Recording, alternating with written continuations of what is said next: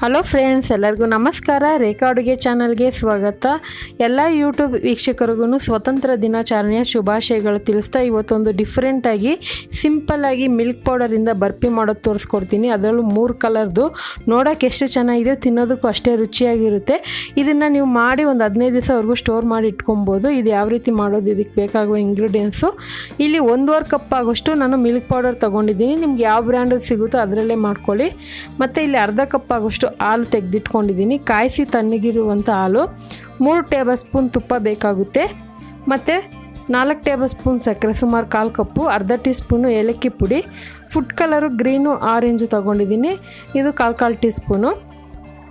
ಈಗ ಇದಕ್ಕೆ ನಾನು ಮೋಲ್ಡ್ ಮಾಡ್ಕೊಂಡಿದ್ದೀನಿ. ನೋಡಿ, ಈ ಥರ ಒಂದು ಪ್ಲಾಸ್ಟಿಕ್ ಬಾಕ್ಸಿಗೆ ಬಟರ್ ಪೇಪರ್ ಹಾಕ್ಕೊಂಡು ಸ್ವಲ್ಪ ತುಪ್ಪ ಹಾಕಿ ಇದನ್ನು ಸ್ಪ್ರೆಡ್ ಮಾಡ್ಕೊತಾ ಇದ್ದೀನಿ. ನಿಮ್ಗೆ ಯಾವ್ದು ಸಿಗುತ್ತೆ ಈಸಿಯಾಗಿ ಅದೇ ಪಾತ್ರೆಯಲ್ಲಿ ನೀವು ಇದನ್ನು ಶೇಪ್ ಮಾಡ್ಕೊಬೋದು. ಈಗ ಸ್ಟವ್ ಮೇಲೆ ಒಂದು ಕಡಾಯಿ ಇಟ್ಕೊಂಡು ತುಪ್ಪ 3 ಟೇಬಲ್ ಸ್ಪೂನು, ಅರ್ಧ ಕಪ್ ಆಗೋಷ್ಟು ಹಾಲು, ನೀವು ಹಸಿ ಹಾಲಾದರೂ ಹಾಕ್ಬೋದು, ಇಲ್ಲ ಕಾಯಿಸಿರೋ ಹಾಲಿದ್ರೂ ಯೂಸ್ ಮಾಡ್ಕೊಬೋದು.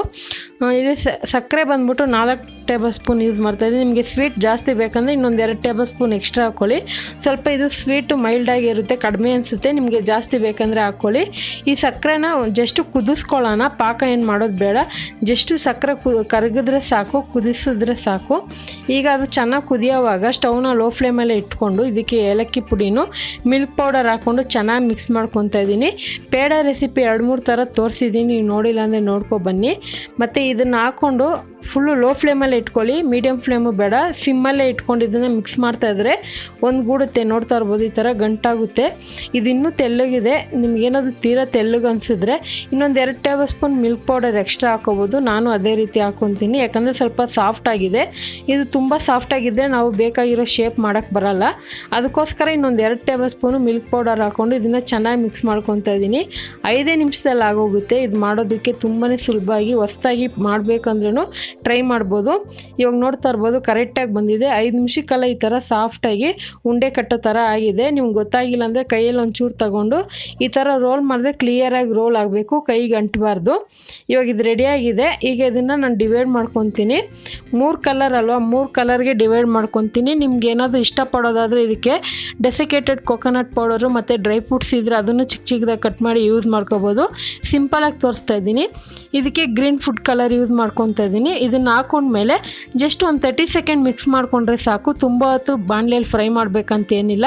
ಒಂದು 30 ಸೆಕೆಂಡು ಚೆನ್ನಾಗಿ ಮಿಕ್ಸ್ ಮಾಡಿದ ಮೇಲೆ ಈ ಬಾಕ್ಸಿಗೆ ಹಾಕ್ಕೊಂಡು ಇದನ್ನು ಎಲ್ಲ ಕಡೆಯೂ ಸ್ಪ್ರೆಡ್ ಮಾಡ್ಕೊತೀನಿ.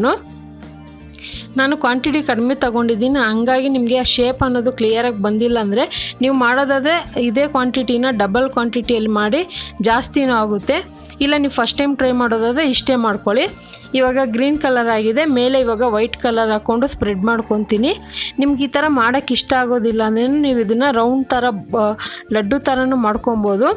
ಇಲ್ಲಾಂದರೆ ಯಾವುದಾದ್ರೂ ಒಂದು ಪ್ಲೇಟ್ ಮೇಲೆ ಹಾಕಿ ಕೂಡ ನೀವು ಶೇಪ್ ಮಾಡ್ಕೊಬೋದು. ಇವಾಗ ವೈಟ್ ಕಲರು ಆಗಿದೆ, ಮತ್ತು ಆರೆಂಜ್ ಕಲರ್ ಮಾಡ್ಕೊಳ್ಳೋಣ. ಆರೆಂಜ್ ಕಲರ್ ಮಾಡೋವಾಗ ಸ್ಟವ್ ಏನು ಆನ್ ಮಾಡೋಕ್ಕೆ ಹೋಗಬೇಡಿ, ಬಿಸಿ ಇರುತ್ತಲ್ವ, ಅದಕ್ಕೆ ಅದು ಸ್ವಲ್ಪ ಹೊತ್ತು ಒಂದು 30 ಸೆಕೆಂಡ್ ಅಲ್ವಾ ಮಿಕ್ಸ್ ಮಾಡಿದ್ರೆ ಸಾಕು. ಇದನ್ನು ಚೆನ್ನಾಗಿ ಮಿಕ್ಸ್ ಮಾಡ್ಕೊಳ್ಳೋಣ. ನಾನು ಹೇಳ್ದಂಗೆ ನಿಮ್ಗೆ ಏನಾದರೂ ಇದಕ್ಕೆ ಡ್ರೈ ಫ್ರೂಟ್ಸು, ಕೊಬ್ಬರಿ ಪುಡಿ ಬೇಕಂದರೆ ಯೂಸ್ ಮಾಡ್ಕೊಳ್ಳಿ. ಈಗ ಇದನ್ನು ಸ್ಪ್ರೆಡ್ ಮಾಡ್ಕೊತೀನಿ. ತುಂಬಾ ಸಿಂಪಲಾಗಿ ನೀವು ಮಾಡ್ಕೊಬೋದು. ನಿಮ್ಗೆ ಈ ಥರ 3 ಕಲರ್ ಇಷ್ಟ ಇಲ್ಲ ಅಂದರೆ ನಿಮ್ಗೆ ಇಷ್ಟವಾದಂಥ ಕಲರಲ್ಲೂ ಸಹ ಮಾಡ್ಕೊಬೋದು. ಈಗ ಇದನ್ನು ಚೆನ್ನಾಗಿ ಸ್ಪ್ರೆಡ್ ಮಾಡ್ಕೊತೀನಿ. ಇದನ್ನು ನೀವು ಫ್ರಿಜ್ಜಲ್ಲಿ ಇಡಬೇಕಂತಲೇ ಏನೂ ಇಲ್ಲ, ನೀವು ಹೊರ್ಗಡೆನೇ ಇಟ್ಕೊಬೋದು. ಇದೊಂದು ಅರ್ಧ ಗಂಟೆ ಆದಮೇಲೆ ಕಟ್ ಮಾಡಿ ಸಹ ತೋರಿಸ್ತೀನಿ. ಇವಾಗ ಇದನ್ನು ಒಂದು ಅರ್ಧ ಗಂಟೆ ಬಿಡ್ತೀನಿ.